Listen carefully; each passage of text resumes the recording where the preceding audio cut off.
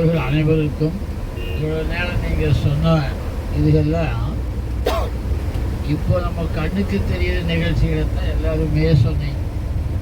இந்த 5 நாள் அப்படி நடந்து இப்படி நடந்து அப்படிங்கிறத மட்டும் நீங்கள் சொல்லிட்டு இருந்தீங்க.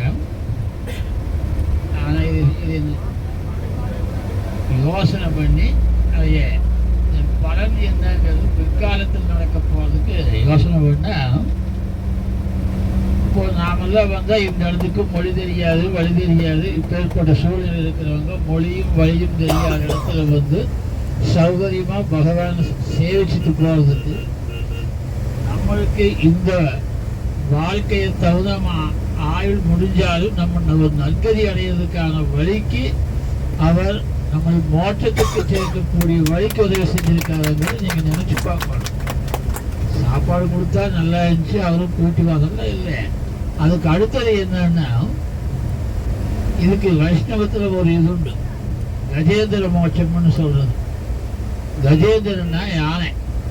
அந்த ஆணைங்கிறது எதுன்னா, அவர் இந்திரன் திருமன் என்கக்கூடிய மதுரை ஆண்ட மன்னன் அகஸ்தியர் சாபத்தினால ஆணையார் சாபம் பெற்று வாழ்ந்தான். அதே மாதிரி ஒரு கந்தர்வன் வந்து ஒரு முனிவருடைய சாபத்தினால ஒரு முதலையாக வந்து ஒரு குளத்தில் இருந்தான்.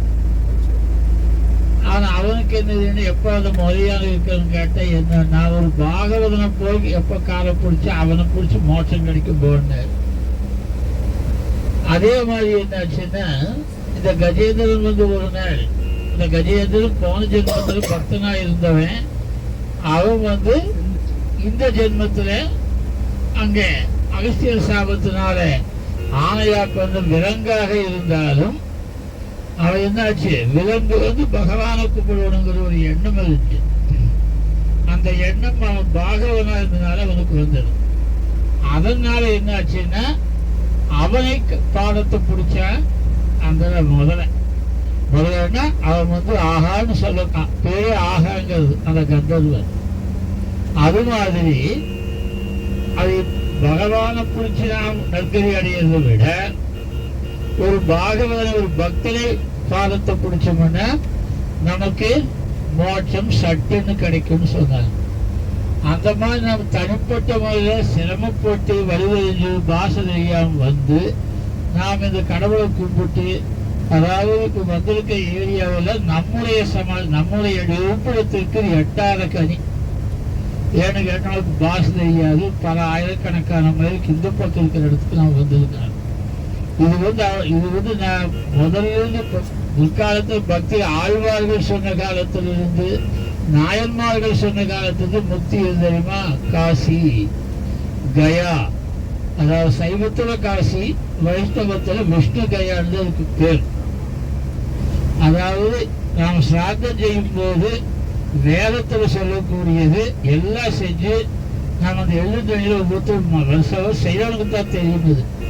கடைசியா கய கய விஷ்ணு பாதம்னு சொல்லிட்டு அந்த எள்ளுந்தடி நான் விடுவோம், அந்த பிண்டத்தை கொடுக்கறது. அப்பேற்பட்ட ஒரு இடத்துக்கு முக்தி ஸ்தலத்துக்கு நாம் இப்போ வந்துட்டு போறதுங்கிறது, நேரம் வந்து இங்கே செஞ்சதுங்கிறது இது சாதாரணமானதல்ல. இது ஒரு எட்டாத கனி நமக்கெல்லாம். அப்பேற்பட்ட கனியை நம்ம செய்யறதுக்கு அவர் உதவி செஞ்சிருக்கிறார். அப்ப என்னன்னா, நம்ம 40 பேர் வந்தோம்னா 40 பேரும் நற்கதி அடைவதற்கான ஒரு வழியை அவர் செஞ்சிருக்கார். அதே சமயத்தில் அவருக்கு என்ன புண்ணியம்னு பார்க்கணும்.